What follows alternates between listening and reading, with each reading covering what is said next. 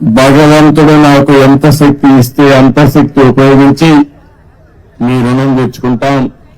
ఈరోజు మీరు చూస్తే ఒక పక్క తెలుగుదేశం, ఇంకో పక్క జనసేన, ఇంకో పక్క బీజేపీ,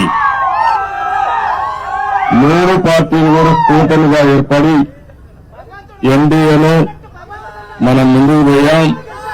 మీరు చూస్తే ఏదైతే అరాచకాలు చేసిన వ్యక్తిని, తప్పులు చేసిన వ్యక్తిని ప్రజాకోర్టులో ఏ విధంగా శిక్షించారో మొన్న ఎన్నికల ఒక ఉదాహరణ మాత్రం. ఎవరైనా సరే రాజకీయాల్లో విడిగితే వాళ్ళని కరెక్ట్ చేసే శక్తి మా ప్రజానీకానికి ఉంది. అదే మొన్న జరిగింది.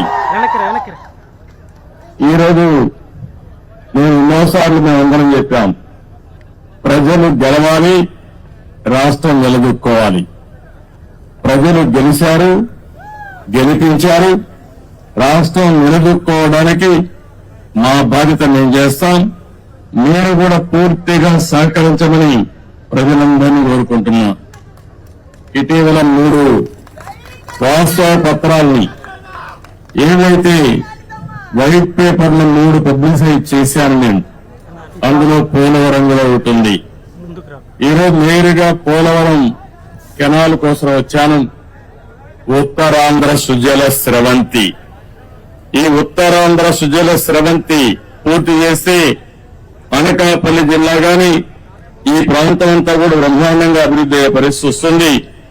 ఒక్క అనకాపల్లి జిల్లాలో 2,80,000 ఎకరాలకు నీళ్లు ఇచ్చే అవకాశం వస్తుంది.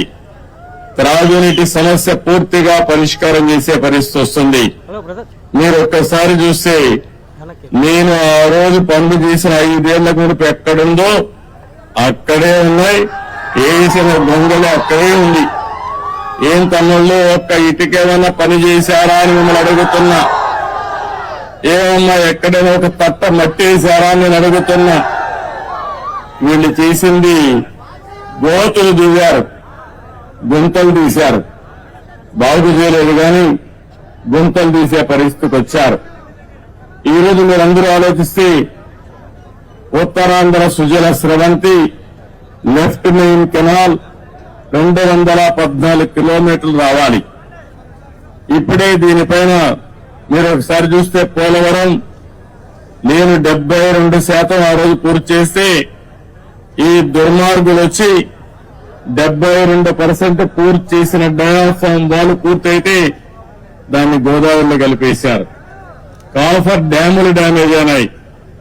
2021 జూన్కు నీళ్లు రావాల్సిన పోలవరం ఇప్పుడు ఎప్పుడు వస్తుందో చెప్పలేని పరిస్థితి తీసుకొచ్చారు.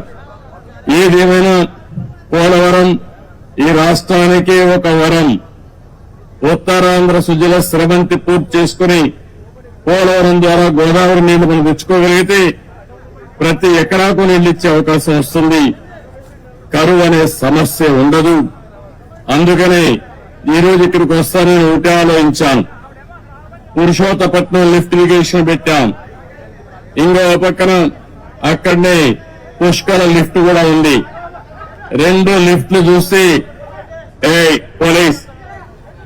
పోలీస్ అరవాల్సిన పని లేదు. ఆ లీడర్స్ పంపి అక్కడ నిలబడుకుంటారు.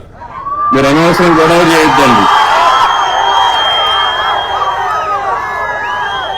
మనకు ముందు పార్టీ వాళ్ళే ఉండేవాళ్ళం, ఇప్పుడు అదనంగా గవర్నమెంట్ పోలీసులు కూడా ఉంటారు. మన లీడర్స్ జాగ్రత్తగా ఆర్గనైజ్ చేసుకోండి.